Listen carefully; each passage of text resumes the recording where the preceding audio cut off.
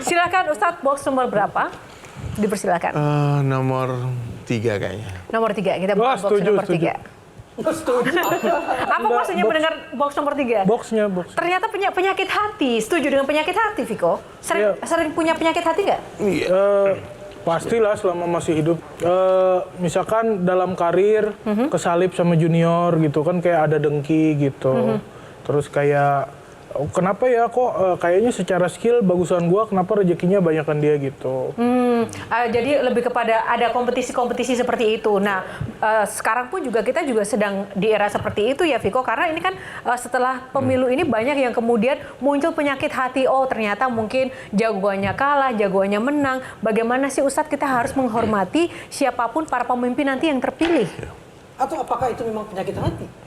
Saya mencurigai kecurangan buat saya bukan penyakit hati. Oh, begitu ya? Saya mencurigai kecurangan karena hati saya bersih. Tapi apapun itu kita misalnya berada dalam situasi kita harus menerima hasil. Ya. Bagaimana kita harus tetap menghormati walaupun mungkin itu masih ada hal-hal yang mengganjal dalam hati. Ya, Silakan. kalau aku seringkali setiap orang bertanya tentang pemilihan presiden, pileg dan sebagainya, aku selalu bilang gitu, kamu pilih yang terbaik menurutmu. Kemudian setelah kamu pilih, kamu anggap pilihanmu yang paling buruk. Oke? Ya. Kalau pilihanmu menang, istighfar. Kalau kalah, bersyukur.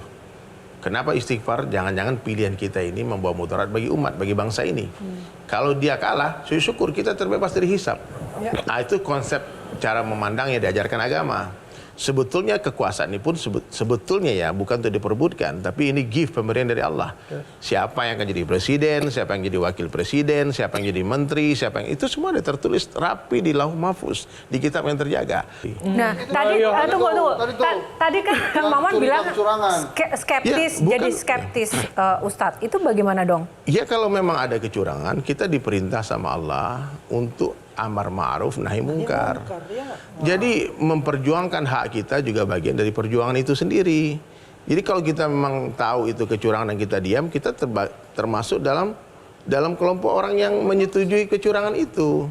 Jadi saya tidak ada masalah dengan orang yang mengetahui bahwa ada kecurangan kemudian dia bersuara.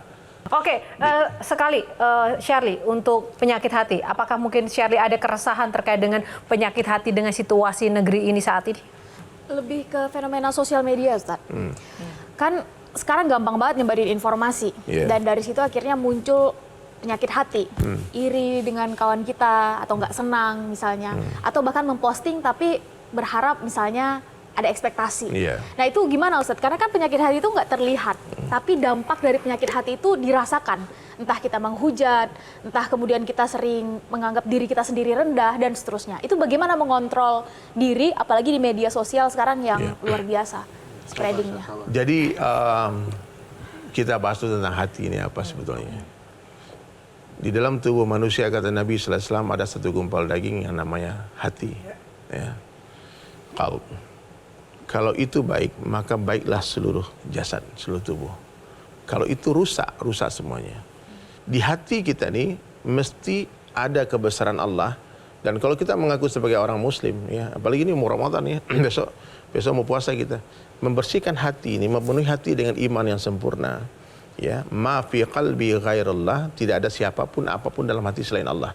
Kalau di hati sudah ada Allah saja, nggak mungkin ada hasad, iri, dengki, dendam, kebencian, nggak mungkin.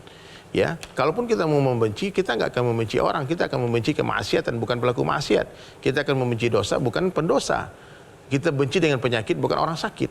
Nah, maka orang yang hatinya baik itu, Bang, dia selalu berprasangka baik kepada Allah, sangka baik kepada hamba Allah. Jadi gini, Bang, hati qalbun salim itu hati yang tenang, hati yang bersih, hati yang tidak ada kebencian kepada orang. Ada satu hari Rasulullah SAW, satu subuh, bilang sama sahabat Nabi, habis sholat subuh jamaah kan, kalian mau lihat ahli surga enggak? Kata sahabat, mau. Masuk seorang sahabat tua sebaru baya kan, air wudhu masih menetes di jenggotnya. Kata Nabi, dia ahli surga. Dan itu 3 waktu yang berbeda Nabi katakan sahabat ini ahli surga. Maka Sayyidina Ali penasaran apa sih amalan orang ini sehingga Nabi katakan dia ahli surga. Setelah diselidiki selama 3 hari, dia menginap di rumah orang itu, Sayyidina Ali, ternyata tidak ada amalan yang spesial, Bang. Biasa-biasa kayak kita gaul. Sholatnya juga nggak ada yang berlebihan, nggak panjang-panjang, biasa baca Al-Qurannya juga biasa aja. Sampai Ali bertanya, apa amalanmu sehingga Nabi katakan kamu ahli surga? Dia bilang nggak punya amalan apa-apa, biasa aja. Pertama itu tawadu, dia nggak sombong. Yang kedua, setiap malam sebelum aku tidur, aku membersihkan hatiku. Dengan cara apa? Aku berdoa. Doanya kayak gini, boleh satu Indonesia ikuti doa itu. Ya Allah, aku memaafkan seluruh orang yang menzolimiku. Tolong ampunkan dosa mereka. Ajib kan? Sudahlah dimaafkan, doakan ampunan. Itulah hati yang penuh dengan mahabbah, hati yang penuh dengan cinta, hati yang penuh dengan hidayah. Baik, terima kasih.